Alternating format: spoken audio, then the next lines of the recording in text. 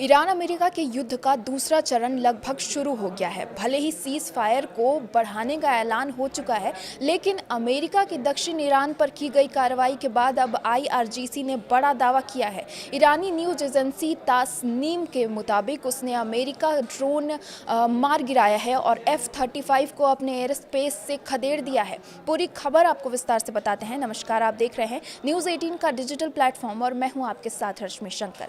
खाड़ी में चल रहे बवाल के खत्म होने के आसार नजर आ ही रहे थे कि अचानक अमेरिका की ओर से हुए हमले ने एक बार फिर से खाड़ी में गोले बारूद की आवाज गुंजा दी है।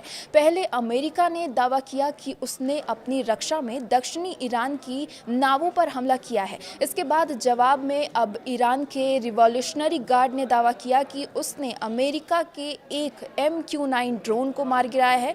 IRGC ने यह भी दावा किया है कि उसने अमेरिकी RQ-4 ड्रोन और F-35 लड़ाकू विमान को ईरानी हवाई क्षेत्र छोड़ने को पर मजबूर कर दिया है। तासनीम न्यूज़ एजेंसी के मुताबिक IRGC ने अमेरिका को चेतावनी देते हुए कहा कि अगर युद्ध विराम का उल्लंघन हुआ तो ईरान जवाबी कार्रवाई करने का अधिकार सुरक्षित रखता है।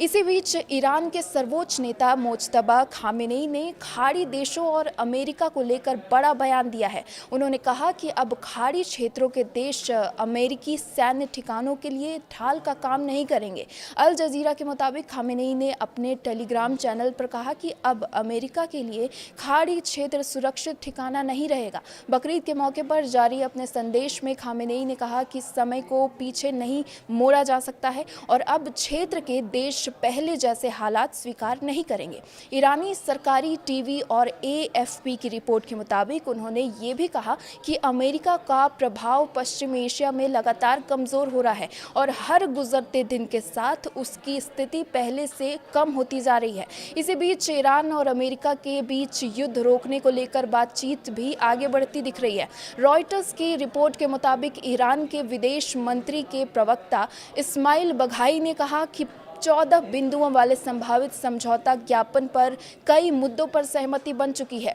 हालांकि अंतिम समझौता अभी दूर है। बताया जा रहा है कि बातचीत का मुख्य फोकस युद्ध रोकना और अमेरिका की नौसैनिक नाकेबंदी हटाना है। इसके बदले ईरान स्ट्रेट ऑफ हॉर्मुज में जहाज़ों की सुरक्षित आवाजाही सुनिश्चित करने के लिए कदम उठा सकता है। रिपोर्ट्स के मुताबिक प्रस्तावित समझौते में 60 दिनों का युद्ध विराम, स्ट्रेट ऑफ हॉर्मुज को फिर से खोलना और क्षेत्र में तनाव कम करने जैसे कदम शामिल हो सकते हैं। दरअसल परमाणु मुद्दा अभी भी दोनों देशों के बीच सबसे बड़ा विवाद बना हुआ है। अमेरिका चाहता है कि ईरान अपने उच्च स्तर पर संवर्धित यूरेनियम के भंडार को खत्म करे, जबकि तेहरान इस पर पूरी तरह सहमत नहीं दिख रहा है। इसके अलावा बैलिस्टिक मिसाइल कार्यक्रम प्रतिबंधों में राहत और हिजबुल्लाह जैसे ईरान समर्थित समूहों को लेकर भी मतभेद जारी है। रॉयटर्स के मुताबिक अगर ईरान की सुप्रीम नेशनल सिक्योरिटी काउंसिल इस समझौते को मंजूरी देती है तो इसे अंतिम स्वीकृति के लिए मुज्तबा खामेनेई के पास भेजा जाएगा।